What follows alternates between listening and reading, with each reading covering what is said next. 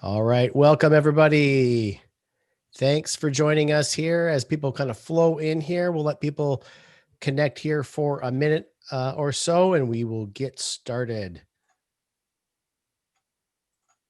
This is going to be a popular one here, so we'll let people kind of join in here. We had over almost 300 people sign up for this one, so this will be a good one, guys. All right. Well, I'll go ahead and get started with some introductions here. Welcome, everybody. My name is Tony Verhoeven, and I'm the Director of Marketing at the National Air Filtration Association. This webinar is Holistic Air Cleaning, HVAC System, and Portable Air Cleaner. So we've been doing a series of webinars since COVID began, and I know that people have really appreciated the education we've been putting out there and trying to keep on par or keep ahead of the science and the news and knowledge, keep it out there. So thanks so much to our speakers today. I will introduce you guys in a second, but just let you know who you're looking at is Joe Pessa, CAFS, and Dr. Mark Hernandez. And we'll get to you guys in just a second. So thanks so much for joining us, everybody. If you haven't heard of us before, maybe you just ran into this webinar by accident, but this is the National Air Filtration Association, and we are a organization of manufacturers and distributors in air filtration. And this is a great place to be. If you're either one of those or you're in the profession, this is a great way to meet people and build those relationships. If you're a manufacturer looking for a new distributor or vice versa, this is a great way to build your business. A lot of business is done here. So check that out. If you have any questions about NAFA membership, we'd love to talk to you. You can go to our website. On the other end of that phone number is the wonderful Terry Driscoll, and she'll take real good care of you and answer any questions you might have about the organization and membership. So otherwise, check out our website. If you want to follow us, we have a really strong LinkedIn following. A lot of great information comes through there, but we also have a podcast, and we'll actually take this webinar and reshare it through our podcast as well. So feel free to share this with a colleague. All right. And then coming up in just about 2 weeks is the NAFA Technical Seminar. We're back. We canceled it last year. We didn't have our annual convention in November last year, but we're going to be back in person. In fact, I think we're coming up to the upper limit of what we're allowed to have in person. So if you can't come or we fill all those seats, we encourage you to attend online. In fact, we're going to have a hybrid conference. That's super cool. So a Zoom / in-person conference for those if you're unable to travel quite yet. So you can find that on nafahq.org. All right.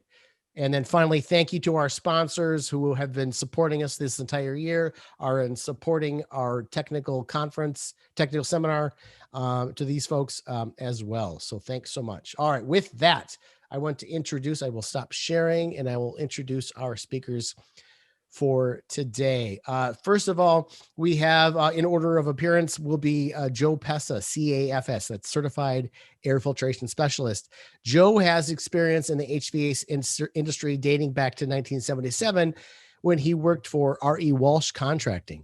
Half of his career has been in operations and progressively increased levels of responsibility. Joe started as a project manager and working his way up to general manager as a large mechanical contracting firm located in New Jersey. Joe's active in ASHRAE and currently holds voting positions on both the commercial 62.1 and residential 62.2 ventilation standard committees. Thanks so much, Joe, for joining us. Thank you for having us. Dr. Mark Hernandez has attained all of his degrees at the University of California, Berkeley. He's a registered professional civil engineer and an expert on the characterization and control of bioaerosols, both indoors and out. His research leverages forensic science and for wide area surveillance and aerosol disinfection systems for the built environment. And Dr. Hernandez, Mark, you are at the University of Colorado Boulder, I believe, right? There he is. All right. That's it, guys. I'm going to go hand it over to you guys. You guys are the experts. Thanks so much for doing this. Kicking this off is going to be Joe. Joe, why don't you go ahead and share your slides, and I will turn it over to you and tell us all about holistic air cleaning, HVAC system, and portable air cleaners. Here we go. So you should be seeing the first slide here, holistic air cleaning. It's all good. Thank you. So by the title, we're talking about using the house system and then when or do you need to supplement that house system? So we'll start with talking about barrier style filtration that you would find in the rooftop units, the ductworks, the fan coils. So the interesting things in the air, right? This virus in particular is the focus of attention. And we know about contact transmission. Everybody's kind of beat this to death. We know about droplet transmission. However, airborne transmission initially was kind of wishy-washy. And well, it feels good to use a lot of Clorox and get that odor going and make sure everything's disinfected. But here of late, we know that this is a direct quote out of ASHRAE. SARS-CoV-2 is significant and should be controlled. Changes to operations, including the operation of the HVAC systems, can reduce airborne exposures. So that's what we're going to focus on in the first half of this presentation. So safety, right? It's got to be a part of this. I imagine there's a lot of people looking at air filters that normally don't venture off in that far into the weeds. And if you are, there's some things you have to be aware of. Lockout, tagout procedures being one. And then in addition to that, just because the power is turned off at one point on the unit doesn't mean that the unit's de-energized. There's often control systems, lighting systems, other things that could be carrying current that you need to be careful about. And then every facility that you go to will have or should have a lockout, tagout coordinator or a person responsible for that key. So they would put their lock on, you put your lock on top of it. It's all good. We're all safe. And then talking about respiratory and eye protection. So obviously wearing a mask, we get that.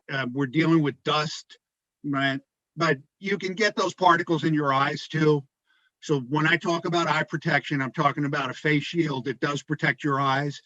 In addition to that, using UVC air cleaners, UVC lighting, you've got to be concerned with the safety interlocks on that and with being exposed to the lighting.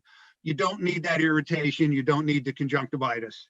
But these are all things we have to be aware of. It's not just, let's step into a running air handler and see what we could do, or let's pop the door off on this.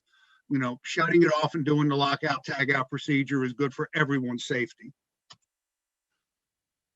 So today's focus, I'm focusing on those systems that are attached to the building. So we're going to be talking about a barrier style media air filtration, things with a MERV rating that capture particles in the airstream. UVGI, ultraviolet germicidal irradiation, couple ways to apply that. I mean, we've all seen the ultraviolet lights. There's a catch, hold, and inactivate or kill scenario where you focus the light on the surface of a filter. So that's all good.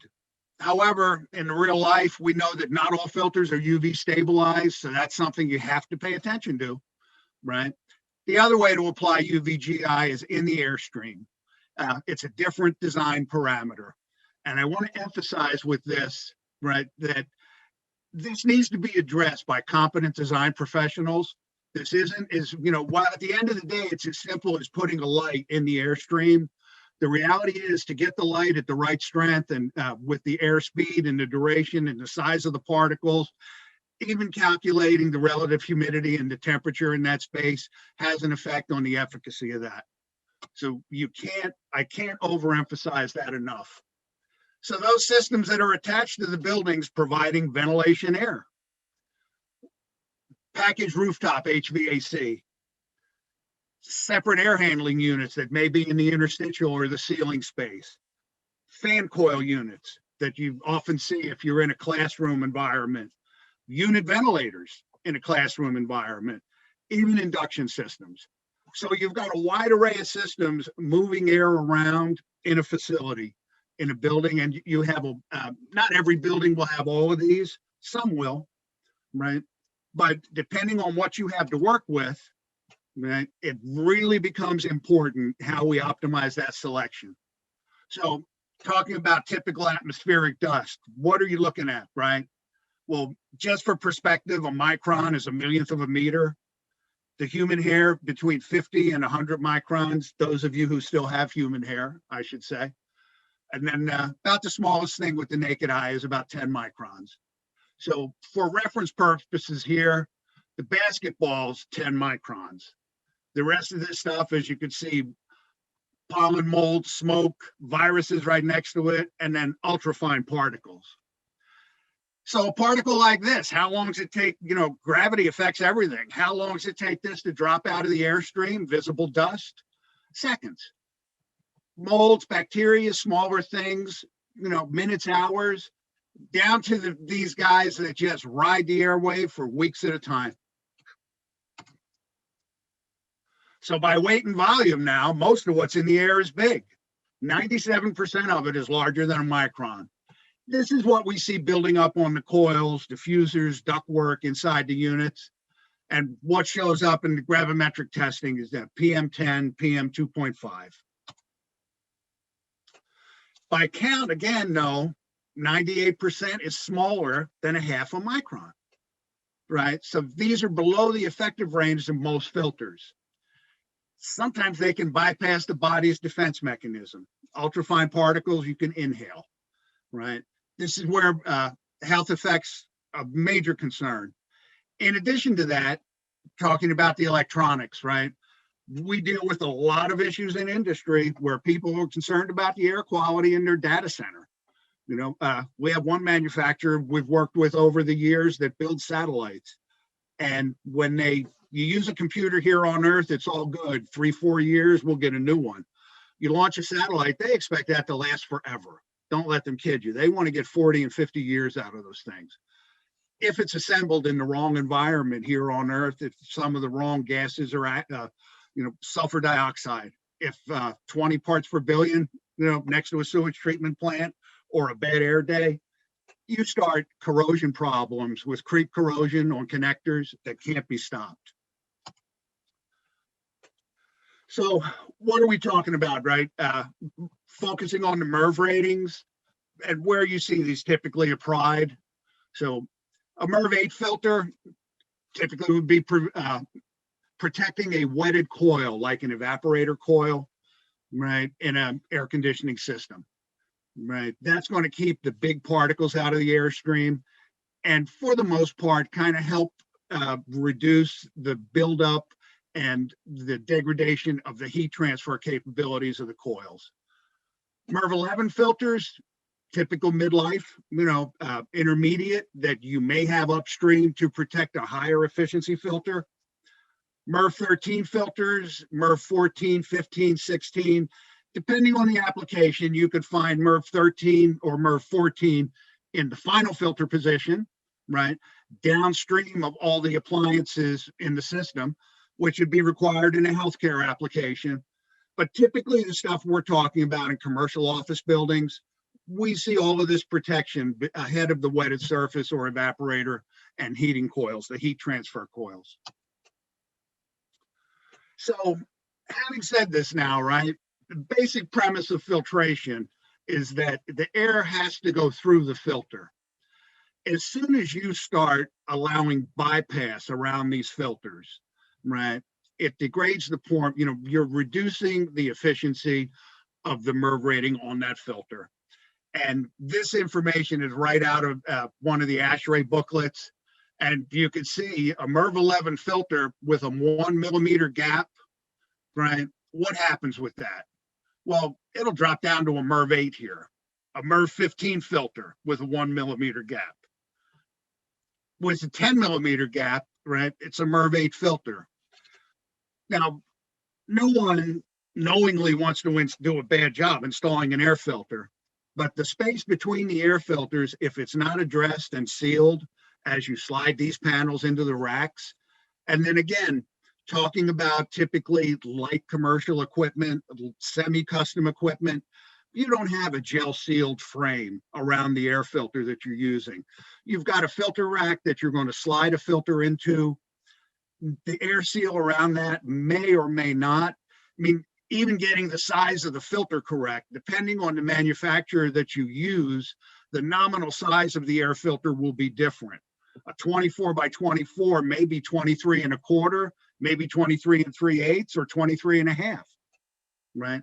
So all of these things need to be addressed to prevent the bypass of the air around the filter, the barrier style filtration media in the system.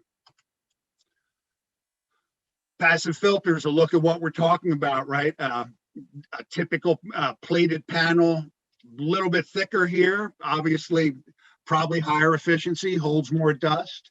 And then here's something looks like it might be a HEPA filter, right? With certainly a compressible gel seal around that to prevent bypass. All of these need to make sure that you minimize the bypass to the best of your capability. So the most widely used technology, you think of it like a sieve or a fishnet. The tighter the grid, the more effective the filter is. Relies on mechanical capture, not electrostatic attraction. We're not talking about that style of filter. Typical configurations can be a 1 to 4 inch panel or a bag filter, a box and rigid filter, a HEPA filter, even roll media. Right? You can get roll media today with a MERV rating.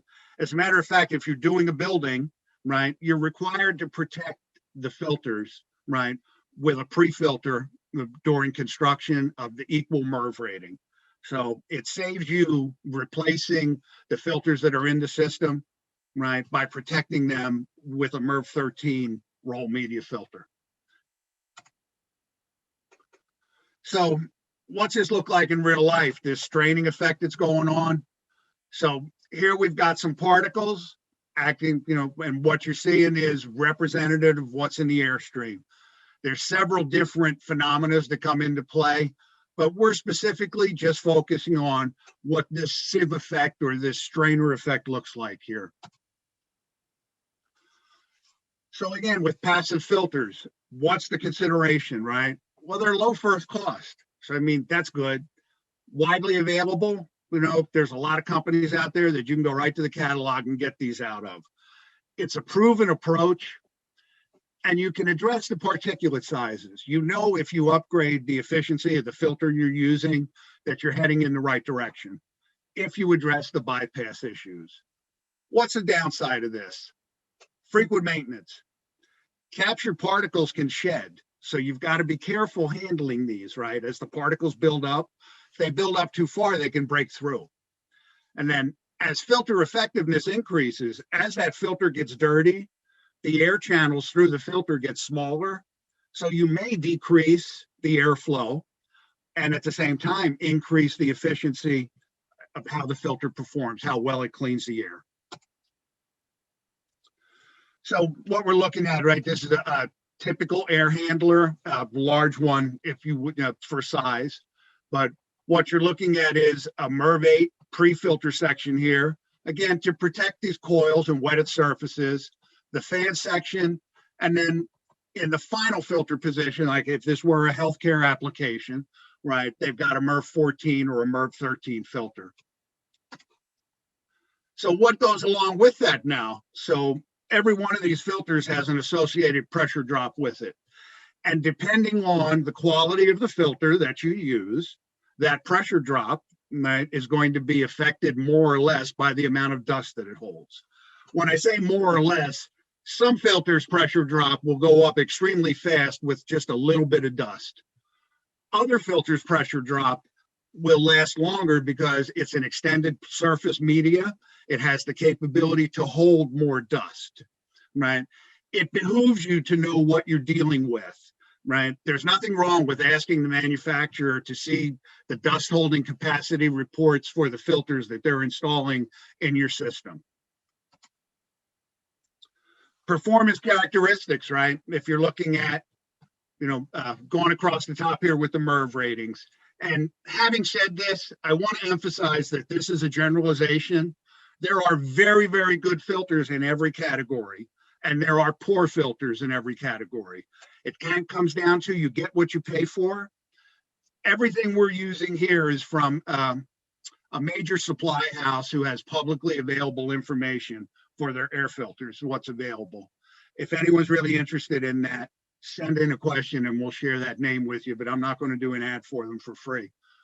But looking at clean static pressures, right? Before there's any dust introduced to this system, we can go from a 1/4 inch to a MERV 8 filter up to 1.5 inches on a HEPA filter. And I'm sure there's HEPA filters out there that we could find with a lower pressure drop than 1.5 inches. That dirty static pressure now, this is where you start seeing, so how do you gauge that? Well, how much dust did they test the filter with? So to get to this 1 inch, this 1.2 inch, these filters in particular used 170, 300 grams of dust, and so on. What's the media replacement frequency in months? 3, 12, 12. And again, that's strictly a function of that frequency in months makes it easier for filter contractors to say, we're going to replace your filters 4 times a year. If you're really intuitive and you're trying to stay ahead of that curve, what we see more and more people do today is say, we're going to replace our filters based on the pressure drop.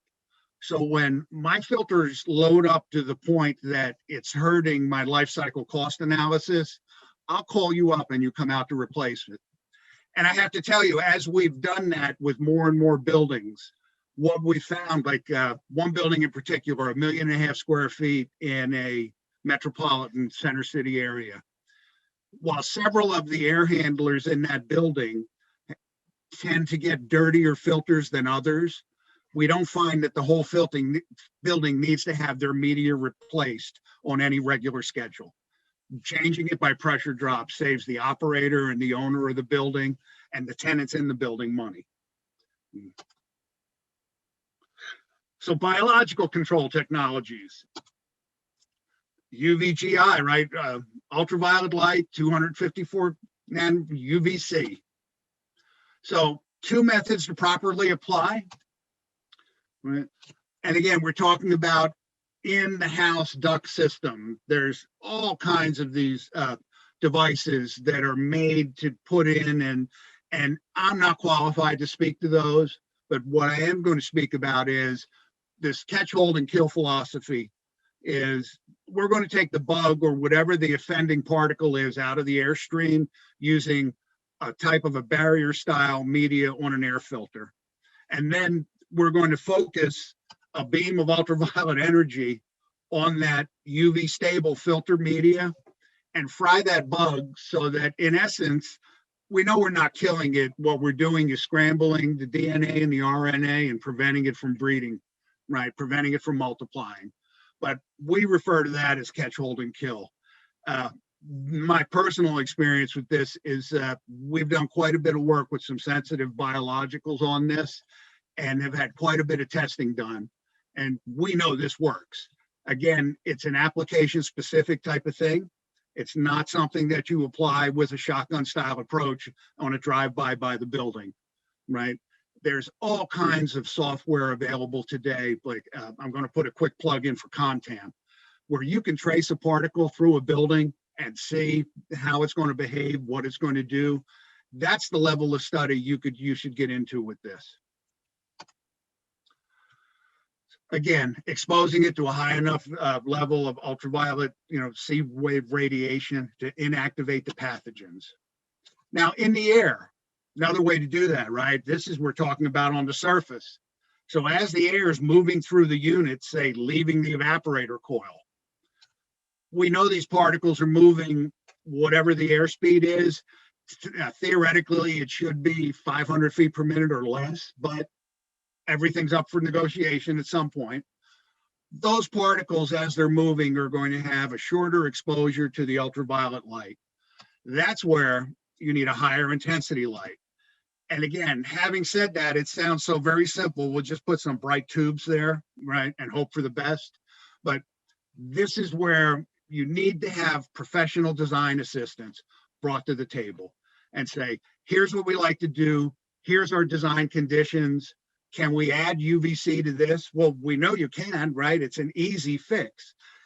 In addition to that, it's one of two things you could do that'll help you knock down the virus in the airstream and save you energy by helping to clean the biofilm off of the evaporator coils.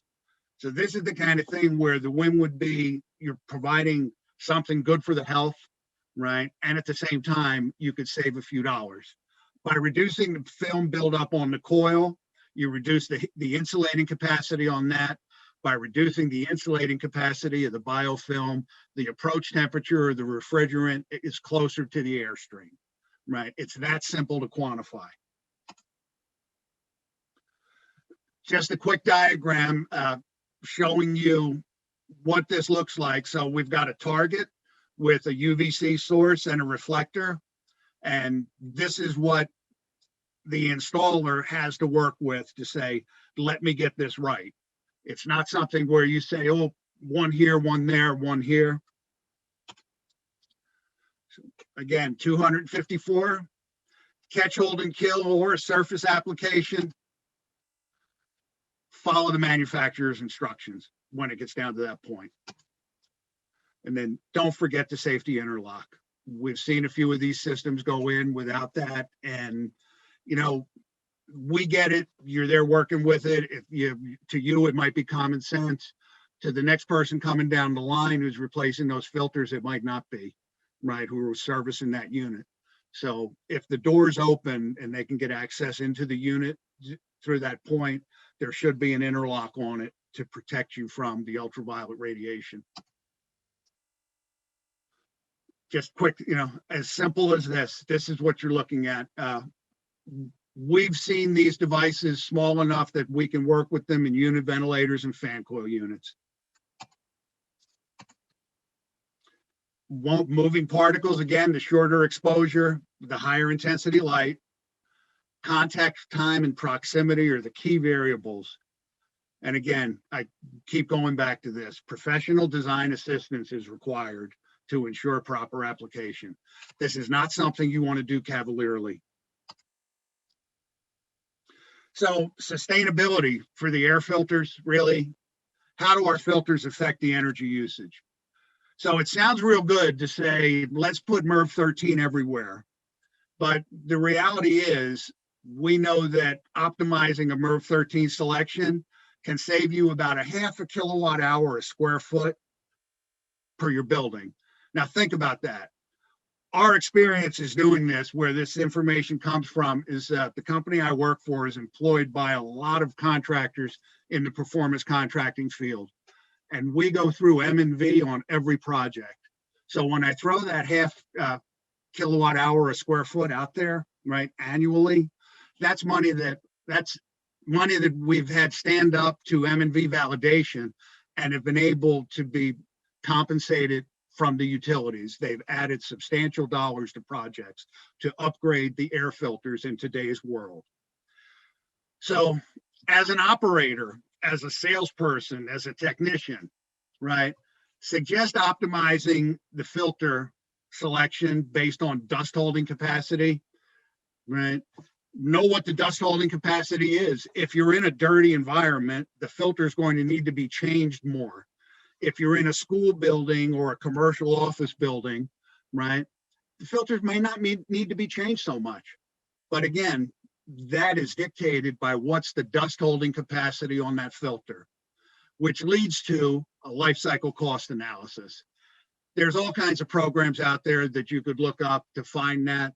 I'm going to suggest to you that the only one that matters is one to be accepted by the CFO of the organization that you're working with.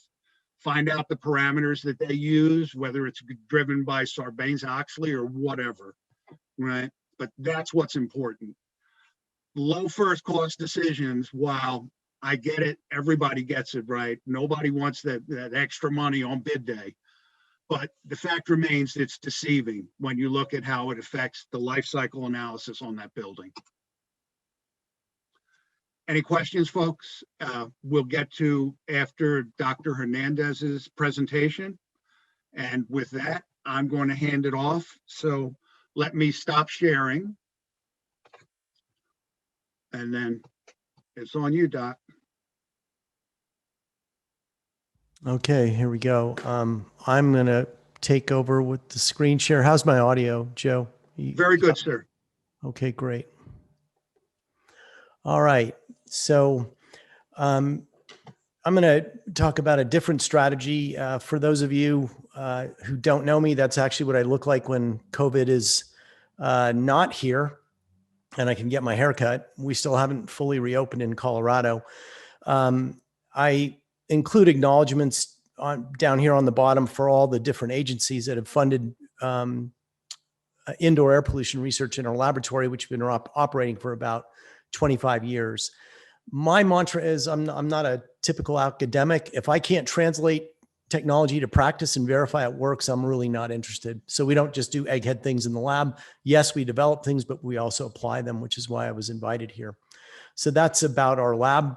I'm going to tell you a little story about schools and portable air filters. Through that, we'll demonstrate how to deploy and verify their effectiveness in high occupancy environments. So that's what this story is about this afternoon.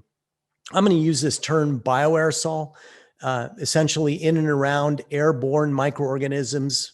Joe elegantly introduced them: pollens, fungi, bacteria, viruses. Most of the time they don't bother us, but every once in a while they can make us real sick. So I'm going to just put bio in front of the term aerosol, this microscopic stuff that we can't see that filters can help us remove rather than breathe them. All right. Fact of the matter is, people are the sources of these things. We shed hundreds of thousands of them every hour from our skin, from our hair, from our clothing, from our breath. And when we're in a high occupancy environment, we share airborne microbes with each other. And like I said earlier, they usually don't bother us, these bioaerosols. And there's a direct effect. We shed directly, and by walking around, by performing our daily activities, occupant behavior actually resuspends other things that have bioaerosols on them. So there's two mechanisms: direct shedding and resuspension. And the fact of the matter is, there's a higher concentration near us than they are near the influent and effluent of a systemic ventilation system. So Joe talked about filtration, both inline and in series, and I'm not going to talk about that. Their job, as he introduced to you, was to remove diluted bioaerosols and reduce exposure between rooms, because these ventilation systems take air from one room, move it to another. That's a very different strategy than what I'm going to talk about. What they don't do, these systemic filtration systems, is they don't reduce near field exposure in a short scale, right? They're about the whole room and between rooms, and they don't really facilitate local mixing on the ground level near the occupants who are actually shedding these aerosols or resuspending them, in general terms. In-room applications, when we introduce a portable air purifier near the occupants, are meant to supplement the existing ventilation systems that Joe introduced. They're not meant as a primary particle removal technology. They're meant as a supplement to the existing HVAC systems. And local in-room applications of portable air purifiers are meant to improve local mixing and dilution. Essentially, they're a filter and a fan in a containment about as big as a suitcase. That's all they are, these portable air purifiers, at least the ones I'm talking about. And they help mixing and dilution so the ventilation system can do its job. Okay, they're introducing energy into the room so it can take the bioaerosols shed by the occupants and dilute them into the greater room air that's removed by the ventilation system. So that's the game here. It's a different strategy. All right. And what we want to do is reduce any potential for accumulation of these bioaerosols from shedding, deposition, and resuspension that isn't removed fast enough by the ventilation system and its systemic filters. In that context, especially in high occupancy buildings, ventilation systems can't always keep up with those bioaerosol loads, particularly in schools. So I'm going to tell you a story, what we did here in Denver, and we did a ventilation survey of the Denver public school system. They have 200 schools. We randomly picked 10% of them, targeting the K through 5 schools. This was last summer at the onset of the pandemic. There was a lot of talk in my state that the little kids would come back before the big kids. So we targeted the K through 5, the elementary schools, for our ventilation surveys, looked at the most common classroom architectural HVAC configurations. What I'm showing you here is a result of that survey. These are the numbers of schools on this axis that we surveyed. And down here are the air exchange rates. And this plays into ventilation effectiveness and tells you what's the most cost-effective number of portable air purifiers to deploy. So for those of you who aren't familiar with this term, it's the average amount of time it takes to replace the entire room volume with fresh outdoor air, not recycled, but fresh.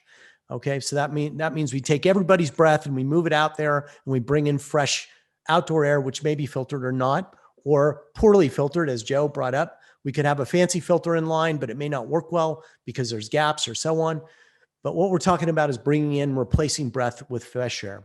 So I'm going to translate these. HVAC engineers talk about these in hours or inverse hours into minutes, and I'll show you the results of our survey here in color. So if I were to translate those results, we had a few classrooms. It took an entire hour to replace the room air.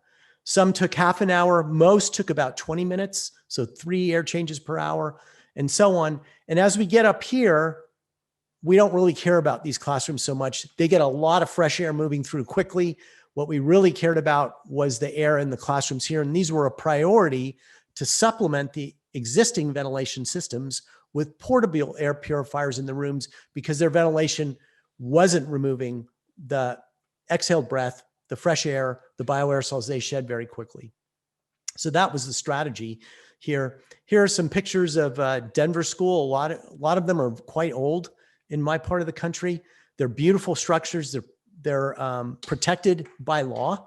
So what they have to be is carefully retrofit for higher occupancy.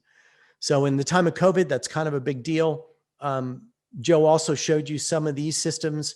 We've got radiators in a lot of our schools, not operable windows. Here's the famous univents that Joe brought up, some of which have UV lights, some of which don't. They mix indoor, outdoor air, and here's some more radiators. So it's all over the board in Denver. So we had to do this survey to find out where was the lowest ventilation rates that had the highest probability for accumulation of particles indoors. And where would we put these in-room filters? What were the conditions? What warranted doing that? Again, we view this as a supplemental strategy. This cannot replace the primary HVAC system in terms of protecting people. There are supplements. That's the strategy if you're going to do an in-room filter. And the 2 take-home messages is the energies from these filters, the fans in there, help mix the room air and dilute that aerosol in the entire room volume while efficiently removing respirable particles. But it's not meant to replace the ventilation system in any way, shape, or form. And that's a common mistake. The acronym is High Efficiency Particle Air Filter, HEPA. That's where it comes from. Very high efficiency, MERV 16 and above, as Joe mentioned earlier, but you actually put them in the room near the occupants. So I'm going to show you some results real quick. What we did was pick schools randomly. And we picked we picked them randomly, and then we picked the ones with the worst air exchange rates. And we used a special particle counter that can actually count airborne microorganisms, the things that are causative agents for respiratory illness. So we use these portable aerosol cytometers. We went in these schools, picked classrooms, and I'm going to show you some results from these. This axis here is a fluorescent particle count in a small size range that you can breathe, representative of the microbial load in different schools. And these are the baselines. This is actually in the summer with no kids in the classroom, just the custodial staff, the building maintenance staff keeping care of the school in the summertime. And you can see, first of all, look at the scale. Lots of particles, right? 500, 600,000 per cubic meter or cubic yard, if you want to look at it that way. That's one thing. Lots of airborne microbes. The other thing, even in an unoccupied school, we see very different loads, right? Some have very high loads, some have very low. So this is one outcome. Then we went in there and we got volunteers and we actually pretended we were students and we disturbed what was in there on the carpets, on the desktops. And you can see we can kick up those particle loads. Yeah. So this is now in the red bars. And then lastly, what we did was go in and put HEPA filters in there as a first cut, just to show in a short period of time, in 10 to 15 minutes, that these could actually take down the airborne microbiological load. That's the gold bars here. And bingo, you can see you can really get quite a bite in less than 15 minutes. If your air exchange rate is 3 or lower, or 4 or lower, you can have a good effect on these. So that's what we're showing here. Keith Jordan, who's asking a question right now, is saying, do these schools in Denver implement a citywide adoption of portable or in-duct air cleaners? First of all, Denver City is different than Denver Public Schools. It's Denver City and County. So it's a countywide jurisdiction. The answer is yes. Across all their schools, they have put in a significant investment to increase the systemic filtration of their air filtration system. The reason we did the study is to show them a good strategy for cost-effective deployment of in-room HEPA filters, Keith. So that's the answer to your question live. What we found was hundreds of thousands of particles per cubic feet. If we deployed these filters, we can knock that down in order of magnitude to tens or even 1,000 per cubic feet. Risk is proportional with that in terms of aerosol exposure and COVID. The next point was to actually verify the operation of these filters. Here's one of the filters. It's an AHAM certified filter that we installed. We had teams of field technicians install these in the worst performing classrooms in terms of air exchange rate. And we'd actually go out and measure the particle loads then when the kids came back to school to show that these, in fact, were doing their job in a cost-effective manner. So I'll show you a couple of graphs like this. These codes on the bottom here, don't squint too low. These are all different classrooms in different schools, randomly chosen throughout the school district. This scale here is what the EPA uses in terms of mass metrics for air pollution outdoors. We adopted those same ones indoors so we have a common way to show if these deployed HEPA filters were working. The green bar is the biological load. The gray bar is the total non-biological load, just good old soot, dust, and dirt, nothing biology. And if you just back up from this and look at it, you'll see something pops out immediately. One thing that pops out is there's some outliers here. These classrooms have abnormally high particle loads with respect to their counterparts, and they have a greater green bar fraction in many of the cases. That could suggest many things. Could suggest water damage that hasn't been addressed. Could suggest there's plants in the classroom, maybe pets. A lot of teachers have pets and so on.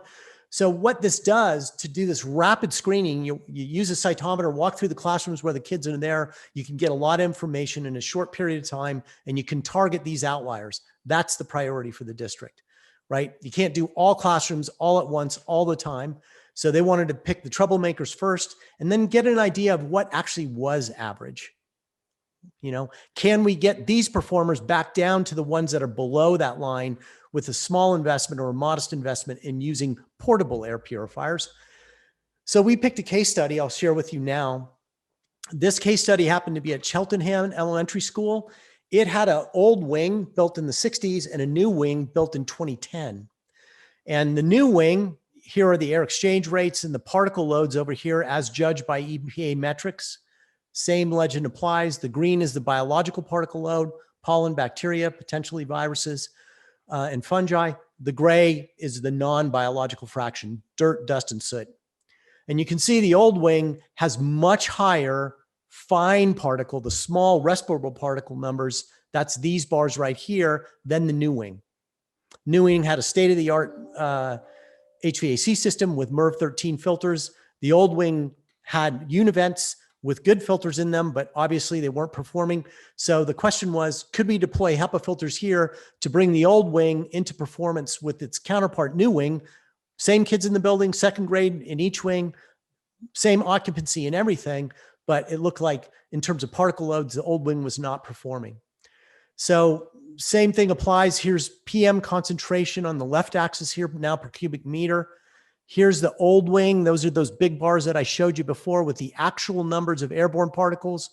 Green is the biology, gray is the dirt. If we look at outdoor and indoor, we really couldn't tell, and this is in an urban area in Denver, a lot of difference between the classrooms indoors in the old wing and what was outside. Yeah. So these filters in the univents weren't working very well. So we deployed HEPA filters, and watch what happens when we deploy them. One HEPA filter with an overall clean air delivery rate effective of about 500 knocks it down near its new wing counterparts. 2 knocks it down right in range. So when we deployed about 750 CFM of filtration power in those classrooms, 1 in each corner, we got the new wing to come into performance with the old. And these things are running about $350 a piece. So very cost-effective control, supplementing the existing ventilation system. If we put 3 of them, then we can actually outperform the new wing or get even closer. But you see there's a diminishing return there, right? We don't get a big bounce when we go from 2 to 3. So there comes a point where you can't add more filtration. It's not going to give you a cost-effective bounce. So that's the story of this. Is simple approach: survey, deploy, and verify with basic particle counters. This equipment is not very expensive that we're using here. And if we were to compare, the extremes, if you just put a ceiling fan in a room, that helps. It dilutes the particles into the entire volume of the room so the ventilation system can do its job better. If you add HEPA filters, that increases the cost $40 or $50 per kid per semester. If you take the approach what Joe's saying, a systemic approach, that doubles 100. If you get real fancy with it, high MERV ratings, have to adjust, increase blower capacity, that can go up to $1,000 and so on. If you get real fancy with disinfection systems, that can go up quite a bit higher. In generality, if we divide this per kid, per semester, or per year, however you want to look at it, these numbers scale. So we're right here in the middle about looking at what Joe and I were talking about today, where this is a supplement to that. And if you're looking at $40 to $100 per kid per semester, that's the cost of a textbook to get a seatbelt on what they're breathing. So I'm an advocate of this. I want to introduce all the people that I work with, the DPS leadership, my project manager, the tech team leader, and all the students from UC Boulder that I went out into the field to help me do this work. And from there, I'll call it quits and we'll take any questions.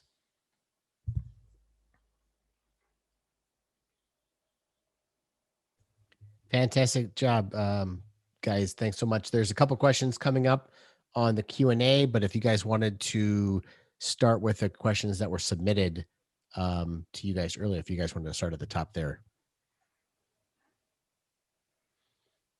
Why don't I let you go first, Joe? Oh, Joe, you're muted. And then also just one thing, Dr. Hernandez, your annual performance review is live on there. So you guys might want to change your link and your meeting ID in case you want the whole webinar to join you. That's my dean reminding me that I have a hard stop at 3 o'clock and I need to talk to him, and he's going to either wag his finger at me or say, good job. So all right, anyway, let's get on with our business here. Absolutely. Here we go. So I see a question here that we'll go to, referencing the well health safety seal mean anything in regard to portable air cleaners. I'm sorry, I read into this thinking it was well building oriented.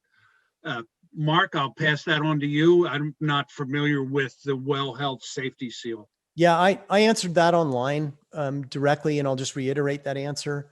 And that would be, I'm not familiar with that designation, the well health or well well building. I mean, there's a lot of these emerging right now in the popular media. When it comes to portable air filters, you are looking for AHAM certification. And that is the combined device of its fan, its casing, and its filter meet HEPA performance standards in a strict clean air delivery rate test. It's like the EPA Star Seal. The AHAM is the respected one in the air cleaning, in the portable air cleaning sector. And that's what I would look for. I don't know about the well building or well health certification process for in-room portable air purifiers. I do know about the AHAM one, and that's a rigorous test. So I think that's what I follow. I'll look into this now that you brought it up, though. So then, looking from the questions that are submitted, as the pandemic recedes, what is your opinion on how many of these mitigation strategies will continue on and in what industries? Well, I'll tell you, we've seen a few different events just in the last 15 years between Ebola, SARS, and none of them were as sticky, as we'll refer to it, or have had such a tremendous loss of life as we have with COVID-19. So I can't see this changing anytime soon. I mean, this is a tremendous lesson that we've learned the hard way, unfortunately. But that's my opinion. I think that as we go forward, these items are going to be driven more stringent standards, right? Because it's about protecting the health, and that's, I think, what we're going to see. Mark, have you anything you'd like to add to that? Yeah, I think I view these, in-room, better air filtration of our system. And, not only you brought up the energy saving requirements, but, the fact of the matter is our country is urbanizing. People are moving to cities. With cities come air pollution. With air pollution, that gets transported into buildings, and better air filtration it can only help. And if anybody's been to urbanized area that doesn't have that, it's not pleasant. You blow your nose and it's black, indoors or out. And, this is an investment in public health to be able to do this. That said, too, this is also an investment, at least the portable air purifiers in schools in Colorado and much of the Mountain West, or just West now, we get wildfires often. That dust penetrates, that ash. This is not our last pandemic. We get flus. We get whooping cough. We get, in my part of the country, we have whooping cough outbreaks, even though it should be eradicated. So I think this is an investment in public health that's well worth it. And once again, if you break it down onto a, per student basis, it's the cost of a textbook per year. That will address. So this isn't just an investment for COVID. I think it's an investment in overall respiratory health. It helps for everything: asthma, allergy, hay fever. Those of you who suffer from that's miserable stuff that this stuff can really help with. Yeah, very good. So we have a question regarding testing of a HEPA filter, and specifically, are we smoke testing HEPA filters in the portable air cleaner units? So I guess what you're referring to with the smoke test is way back when we used to do a DOP, or a dioctyl phthalate test, to verify that the seals on the HEPA filter were operational. And funny story about that is that the manufacturer I worked for would do that test in the factory, but we weren't authorized to do it in the field, because what we discovered is that units would get racked in transit, twisted, and then you'd lose some of that efficiency. So it was a whole separate world. But I'm not familiar enough with the smoke test that's done, or if a smoke test is done on the standalone portable air cleaners. So Mark, have you got any feedback on that?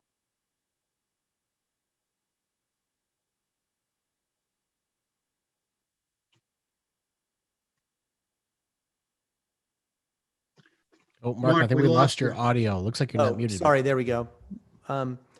I can speak to that. And there's a very set way that you challenge portable air cleaners as a unit, a HEPA filter fan and case. And that's where this certification comes from. If you ever look at these things, they have a rating for smoke, a rating for microbes, a rating for pollen, and so on, actually on the box as part of the AM certification. And it's essentially a clean air delivery rate operated at maximum speed for each of the different challenges. So I think that that's where the smoke question comes from. Excellent. And, you know, this is an artificial but replicated standardized test. And it's the best we have. I from a scientific standpoint, I think it's pretty good. I trust it, and it's, you know, it's quite stringent. So are we smoke testing? We don't smoke test them. That is a standard procedure. That's a certification thing as a clean air delivery rate. I don't personally do that in-house. I buy them already trusting that certification is going to work. Could I address number 11? Do you mind? Not at all, sir. So question 11 came in early. It said, can in-room portable air cleaners immediately or effectively eliminate COVID, mold, and VOCs? The answer is yes to the former and no, maybe to the latter. These filters remove particles really well. They're great at that. And with HEPA filters, what happens on filter stays on filter. We don't generally see breakthroughs or things like that with HEPA filter. With that level of deep, efficient filter. VOCs, gases go right through these things. Some gases sorb, some don't. It depends on the VOC in general. And VOC is a huge category of things. So some are removed by sorption, some not. A lot of HEPA filters will come with charcoal or activated carbon as a pre-filter, and that can remove gases. It can remove stink, but they get saturated quickly, usually with respect to the HEPA filters. The ones that we've deployed, if they're not in, you know, right next to a construction zone, they'll last a whole academic year. But I've got some Denver schools, the filters will plug up in a semester rather than an AY. So academic year, sorry. So just to give you an idea of how often they have to be replaced, charcoal, the stuff that remove VOC, has to be removed much more often. Okay, guys, we just got a couple minutes left. Maybe time for one more question. Why don't you take it, Joe? I was looking at the the best proven location for a portable HEPA to be located in a K through grade 6 classroom. And that's easy. Right in the middle. Not near the supply air, and as central as you can possibly get it.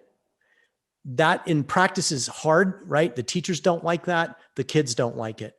So you know, what you want to do is keep them away from any supply air, because you don't want to be filtering the air coming in. You want to be filtering the air as near the kids as you possibly can, and mixing the air as near the kids as you possibly can. So centrally located as is practical and tolerable by the instructional staff. And Mark, most of these air filters, the standalone, are upblast. Or what now? Blowing the air up to the ceiling? No. As a matter of fact, they're all over the board. And the new generation of them are really great. They're quiet, so the teachers like that. Radial intake is the best. Some of them only have intake on one side. Mm-hmm. Radial intake is the best, as is vertical discharge. But there are all sorts of configurations of them. It just depends. But I recommend radial intake, vertical discharge. Well, thanks, guys. But that was an excellent presentation. There are a ton of questions that we weren't able to get to. If it's okay, guys, may I send those questions to you, and then you can follow up with the folks here if you're able to afterwards. Absolutely. All right, fantastic. We could do a whole nother webinar of questions, right? It seems like we could. So thanks so much, everybody, for attending today. The webinar here will be available by the end of the week on our website. If you check the chat window, you'll see the links to where it will be. Also, Dr. Hernandez, I know that we're not able to share your PowerPoint, but somebody was asking if this study is published. Like, are you publishing a paper on this? Yes, and it will be this summer. I'm actually meeting with district officials tomorrow, and they own the data, and they gave me permission to present it at this webinar for general review. But yes, we will publish it in a peer-reviewed journal, hopefully the ASHRAE journal. But it just depends where the school district guides us. But we've got many more results from this. They're exciting results that show deploying portable HEPA filters is cost-effective, can be staged, and there's no one size fits all. So that'll be coming out this summer. Fantastic. Joe, thanks so much for your expertise. We appreciate it. Thanks for you guys, all of your preparation and doing this. And thanks so much to the NAFA Board of Directors for helping us put this on and allowing us to help educate the public and the industry. Thanks so much, everybody. If you have any questions, please email us at nafahq.org. Visit nafahq.org for any other questions or follow-up. Thanks so much. Have a great rest of the afternoon. Thank you.